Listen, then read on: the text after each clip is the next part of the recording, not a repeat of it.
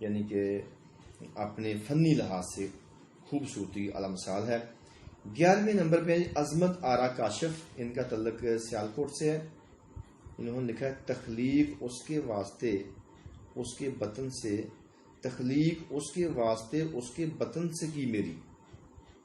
بہت ہی اعلیٰ شعر ہے، پڑھنے والا سننے والا ہے۔ تخلیق اس کے واسطے اس کے بطن سے کی میری، نہ چیز آدم جائی ہوں تم کیوں کہو ہوا مجھے۔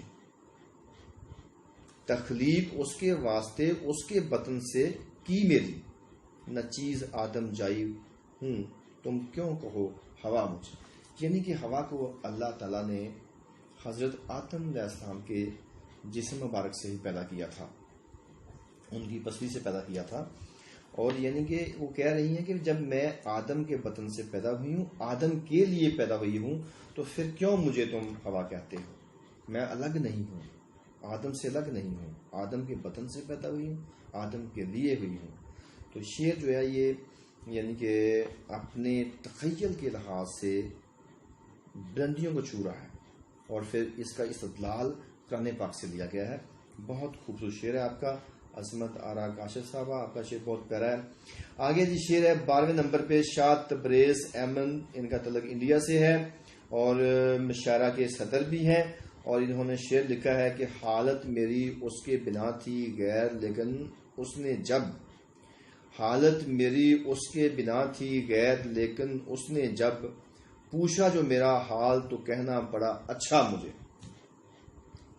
یعنی جس کی وجہ سے بیمار ہوئے وہی حال پوچھ رہا ہے، تو شاعر کو مجبوراً کہنا پڑا کہ اچھا حال ہے، حالانکہ خراب بھی اس نے کیا جو پوچھ رہا ہے۔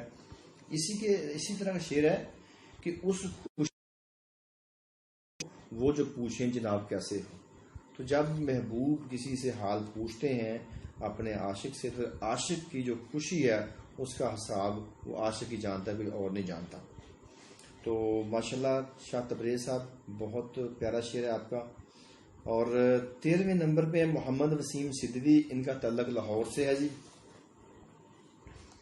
تو فرماتے ہیں کہ اس زندگی میں سر بکف خود ہی تو لڑنا پڑتا ہے، زندہ ہوں تو ملتا نہیں کوئی یہاں اپنا مجھے۔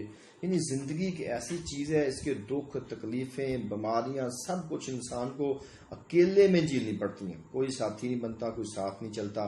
اس شعر میں انہوں نے اسی کیفیت کو بیان کیا ہے کہ زندگی کے دکھ میں اکیلے لڑنا